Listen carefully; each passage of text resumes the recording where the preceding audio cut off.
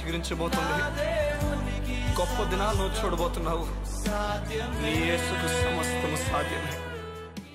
Good morning దేవుని ప్రియ కుమారుడు, good morning దేవుని ప్రియ కుమార్తె. Special good morning to you.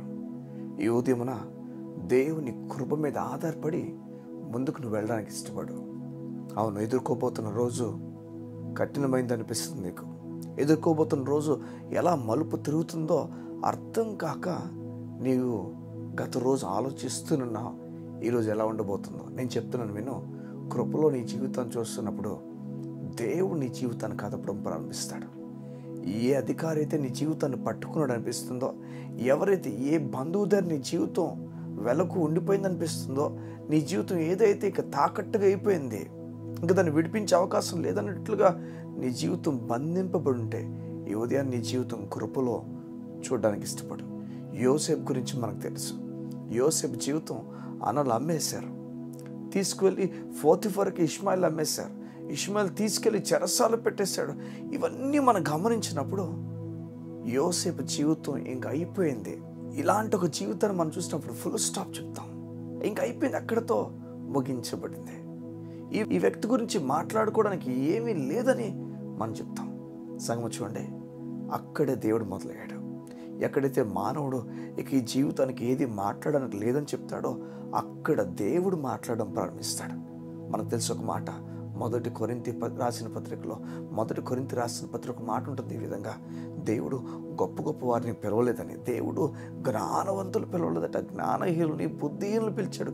జ్ఞానవంతుని సైతం సిగ్గుపరచడానికి, అవమానపరచడానికి జ్ఞాని ఏమైపోయాడు, తర్కించేవారు ఏమైపోయారని చెప్పి దేవుడు మాట్లాడడం ప్రారంభిస్తాడు, లేఖనాలు రాయిస్తున్నాడు. ఈరోజు నేను చెప్తున్నాను, క్రీస్తు జ్ఞానమై ఉన్నాడు మనకి. అవును, ఆయన దేవుని శక్తి అన్నాడు. ఉదయం నీకు చెప్పడానికి ఇష్టపడుతున్నాను. నువ్వు భయపడిపోక గొలియాతుని ఎదిరించడానికి, నువ్వు భయపడిపోక ఈ ఎర్ర సముద్రం ముందు నువ్వు భయపడిపోక. చూడండి, దేవుడు తన సొంత కుమారుని నీ కోసం ఇచ్చేసిన వాడు నేను ఎలా నీ జీవితాన్ని నేలకూల్చాలని చూస్తాడు.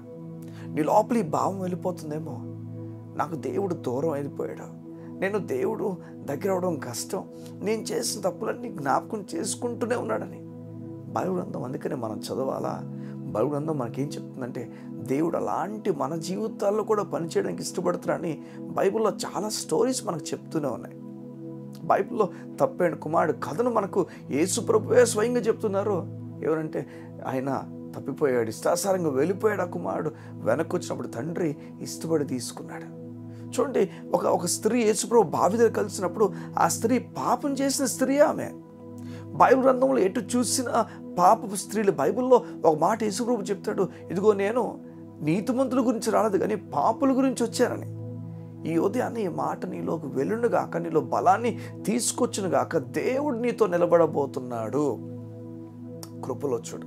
బైబిల్లో రోమిలకు రాసిన పత్రిక 6:14 ఏ విధంగా ఉంది: మీరు కృపకే కానీ ధర్మశాస్త్రముకు లోనైన వారు కాదని. నీవు దేవుని కృప కింద ఉన్నావు. నువ్వు అద్భుత కార్యాలు చూడబోతున్నావు. నీ కళ్ళకు ఒకవేళ కలద్దాలు పెట్టుకోవాల్సిన పరిస్థితి వస్తే, అయితే దేవుని లేఖనాలు మాత్రం నీకు కలద్దాలు ఇస్తుంది. ఆ కలద్దాల పేరు కృప. నీ జీవితాన్ని కృపలోంచి చూడు. నీకేం జరుగుతుందో, ఎలా అవుతుందో వీటిలో చూడొద్దు. అర్హత లేని విషయాలు దేవుడు చేయబోతున్నాడు. నా బట్టి కాదు, నా క్రియలు బట్టి కాదు, నా గొప్పతనం బట్టి కాదు, ఆయన నీతి బట్టి చేయబోతున్నాడు. అవును, ఈ ఉదయమున దేవుడిని నీతిమంతుడని పిలిచొచ్చున్నాడు. దేవుడు నిన్ను నీతిమంతుడని పిలుస్తున్నాడు. నీకు చెప్తున్నాడు, ఏ పాపం నీ మీద మోపట్లేదు, నువ్వు నీతిమంతురాల్లాగా నాకు కనిపిస్తున్నావు. కారణము యేసు నిమిత్తం పాపం అయిపోయాడు గనుక నువ్వు నీతిమంతుడుగా కనిపిస్తున్నావు. ఇది ప్రతిదినం చెప్పాలి మనం. నేను నీతిమంతుడిని, నేను విశ్వాసం మూలంగా నీతిమంతుడిని. నా విధేయత వల్ల కానే కాదు, యేసు ప్రభు విధేయత వల్ల నేను నీతిమంతుడిని. ఇది నీకు ఒక టాబ్లెట్ లాగా పనిచేస్తుంది. ఎలా అయితే జ్వరం వచ్చినప్పుడు ఆ జ్వరానికి ఒక డోలో కానీ పారాసెటమాల్ కానీ మనం వేసినప్పుడు ఎలా అయితే మనకు పనిచేస్తుందో, సగం వినండి జాగ్రత్తగా, అంతకన్నా ఎక్కువగా దేవుని మాట నీ నిరసించిపోయిన సమయంలో, దిగులు పడిన సమయంలో మరింత వేగంగా నీకు పనిచేస్తుంది. నీ ఎముకలకు బలం తీసుకొస్తుంది, నీకు ఆరోగ్యం తీసుకొస్తుంది. నువ్వు ఊహించలేని కార్యాలని ముందు జరిగేటట్లుగా దేవుని వాక్యాన్ని నడిపించబోతుంది. ఈరోజు దిగులు పడిపోతున్నావు కదా, బయటికి రాక నుంచి దేవుని కార్యం నీకు జరగబోతుంది. కృపలోంచి నువ్వు చూడ, కృపలోంచి చూడ. దిగులు పడిపోవడం ఆపేసే, కళ్ళు మూసుకుంటావా? ఈ ఉదయం నీ గురించి ప్రార్థన చేస్తాను. అయ్యా, మా తండ్రి యోసేపు వలె బంధింపబడి ఇక లేదు అవకాశం లేని పరిస్థితిలో నీ బిడ్డలు ఉన్నారేమో, దిగులు పడిపోతున్నారయ్యా, బాధపడిపోతున్నారయ్యా, భీతి పడిపోతున్నారయ్యా, ఒంటరైపోరయ్యా. అయా ఒంటరి వ్యక్తుల్లో ఒక్కసారిగా తాకండి. ఈ ఉదయమున నువ్వెంతో ప్రేమించుచున్నవాడవని, భయపడాల్సిన పని లేదని, నీ బిడ్డలు గొప్ప ధైర్యం కలుగు చేయుచున్నందుకు నీకు స్తోత్రాలు. గొప్ప నెమ్మదితో నీ బిడ్డలు నడిపించమని కోరుతూ యేసు నామమున ఈ దినమంతా ది బెస్ట్ దినమని ప్రకటించు ప్రార్థించుచున్నాను తండ్రి. ఆమేన్, ఆమేన్, ఆమేన్. ఒకవేళ ఈ ఉదయాన్న నువ్వు కొత్తగా ఇంటర్వ్యూకి వెళ్తున్నావేమో, ఒకవేళ ఈ ఉదయాన్న నువ్వు బయటకు వెళ్ళి జాబ్స్ చూసుకోవాలని చెప్పి ఆశపడుతున్నావేమో, లేకపోతే ఏదైనా కొత్తగా ప్రారంభించాలని ఆలోచిస్తున్నావేమో, సమాధానంతో వెళ్ళు. కృపలో నీ జీవితాన్ని చూడు. కృపలో చూసినప్పుడు నా దేవుడు ఉన్నతమైన కార్యాలు చేస్తాడు. నా బట్టి కాదు, ఆయన బట్టి. తన సొంత కుమారునే నీకు ఇవ్వడానికి వెనుక తీలే.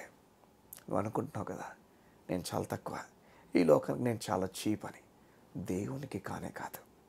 నీ కొరకు ఏం ఇన్వెస్ట్ చేశాడు తెలుసా? ఏసే ప్రాణాన్ని దేవుడు ఇన్వెస్ట్ చేసేసాడు.